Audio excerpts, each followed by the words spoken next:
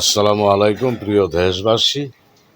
জামাত শিবির এখন নতুন পদ্ধতি বের করেছে। তারা পেয়ার টিকাইতে না পাইরা এখন গ্রামে গ্রামে কয়েকজন ঘুরছে আর বলতেছে যে আওয়ামী লীগ বিএনপি সব তো দেখছেন, আমিও বিএনপি ছিলাম, এখন জামাত করি, জামাত ইসলাম প্রচার করি।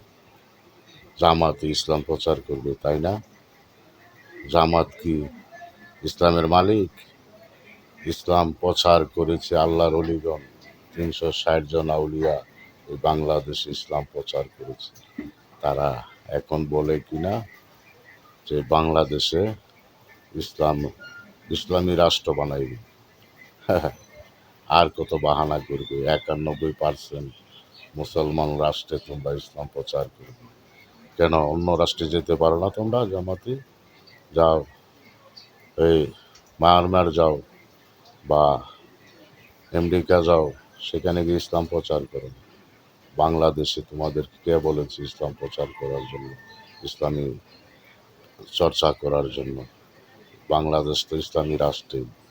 বাংলাদেশে প্রেসিডেন্ট জিয়াউর রহমান ক্ষমতায় এসে তিনি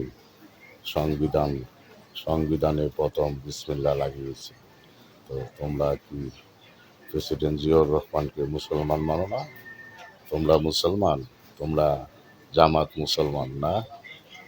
মোটেও না। তোমরা এজিদি মুসলমান। তোমরা নবীর পাঞ্জাতনের মানো না। তোমরা পাঞ্জাতনের মুসলমান না, তোমরা এজিদি মুসলমান। তোমাদের বাংলার জনগণ তোমাদেরকে, তোমাদের নীতি নিয়ম বুঝে ফেলেছে। এখন বলো যে আগে আমরা বিএনপি করতাম, এখন জামাত করি। বিএনপি ভালো না, বিএনপির দুর্নাম করতে চাও না, বিএনপির কিছু করতে পারবো না, বিএনপির কিছুই করতে পারবো না। তোমরা করো, করতে থাকো।